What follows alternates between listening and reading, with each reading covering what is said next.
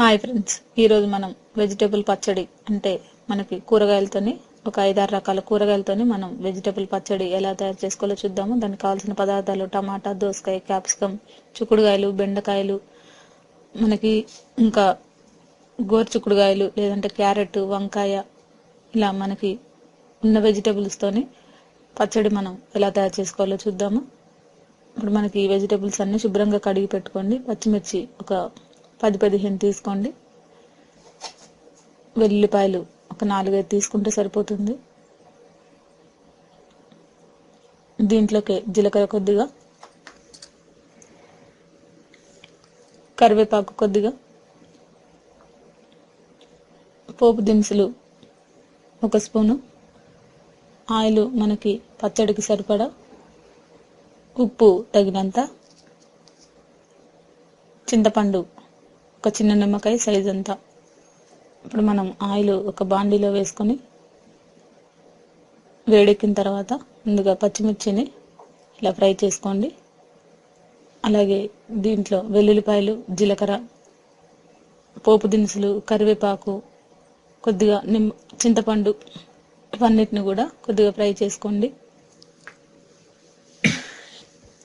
Fry చేసినవన్నీ పక్కన పెట్టేసుకొని మళ్ళీ కొంత ఆయిల్ వేసుకొని ఈ వెజిటేబుల్స్ అన్ని ముక్కలుగా కట్ చేసుకొని వీటన్నిటిని కూడా ఫ్రై చేసుకోవాలి. ఇవన్నీ కూడా మూత పెట్టేసి ఒక 10 నిమిషాల పాటు ఉడికించండి. ఈలోపు మనం ఈ పచ్చిమిర్చి మిశ్రమాలన్నింటినీ కూడా మెత్తగా గ్రైండ్ చేసుకోవాలి. ఉప్పు వేసుకొని, ఉప్పు మీ రుచికి తగ్గట్టు వేసుకోండి. ఇప్పుడు మనకి ఈ వెజిటేబుల్స్ అన్నీ కూడా ఇలా ఉడకాలన్నమాట మెత్తగా.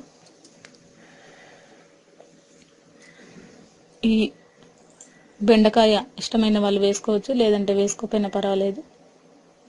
ఇప్పుడు ఈ వెజిటేబుల్స్ అన్నీ కూడా ఆయిల్లో చక్కగా ఫ్రై అవ్వాలి.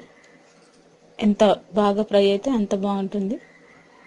చూసారు కదా, ఈ విధంగా మనకి వాటర్ అంతా ఇంకిపోయేంత వరకు ఈ ఫ్రై చేసుకోండి. ఇలా మనం గ్రైండ్ చేసుకున్న ఈ పచ్చిమిర్చి మిశ్రమాల్లో ఈ వెజిటేబుల్స్ అన్నిటిని కూడా వేసుకొని గ్రైండ్ చేసుకోవాలి. చూసారు కదా, ఇప్పుడు వేడి చల్లారనివ్వండి.